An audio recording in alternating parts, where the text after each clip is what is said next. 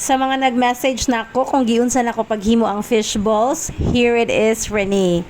Watch and learn. Very easy lang kaayo and 100% lami gyud siya kaayo og texture og taste. Perfect. I'm sure dili na mo mangaon sa gawas ani, maghimo na lang mo sa balay, char.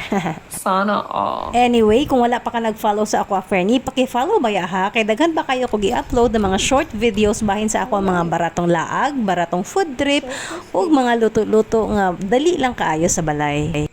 Ouch! So tara, sugdan na nato. Nag-prepare lang ko diri og 1 cup of flour and then 1 tablespoon of yeast. And then nam-nam gamay, it's up to you. And then salt gamay. And then tinadtad na sibuyas dahon. And then hinay-hinayan lang natog butang og kanang water. Kanang sa tap water lang good, okay? Ayan, so i-mix na to. And then butangan na po na to gamay, hinay-hinay lang para dili gyud siya kaayo mag-liquidate, no. Kailangan ani lang iyang texture, oh.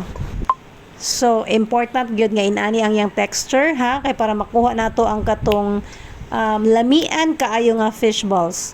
Mao rin ni fish balls, friend, nga wala gibutangan og fish. So anyway, atong takluban and then maghulat ta og mga 30 minutes hangtod 1 hour. So inana ang iyang itsura. Ayan na. Okay, dili pud pa sobraan og dugay, friend, kay malahi na, murag di na malami. Ayan, okay? Sakto lang gid ang mga maximum 1 hour. Then ato ang prituhon. Ayan, so kamulolo mo kung giunsal isod kay mag-video, friend, ni ako rang isa. So dili ko ka video og pagbutang anag isa-isa. Basta gikutsara lang nako na, friend, para sa ana mamalita sa gawas bitaw mga fish balls. Inana lang gid, feel lang gyud nga murag na maligya pud ka sa gawas ba.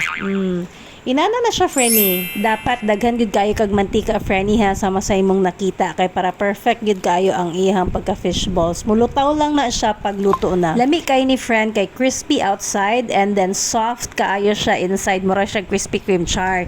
And then lasa kayo nimo ang sibuyas dahon.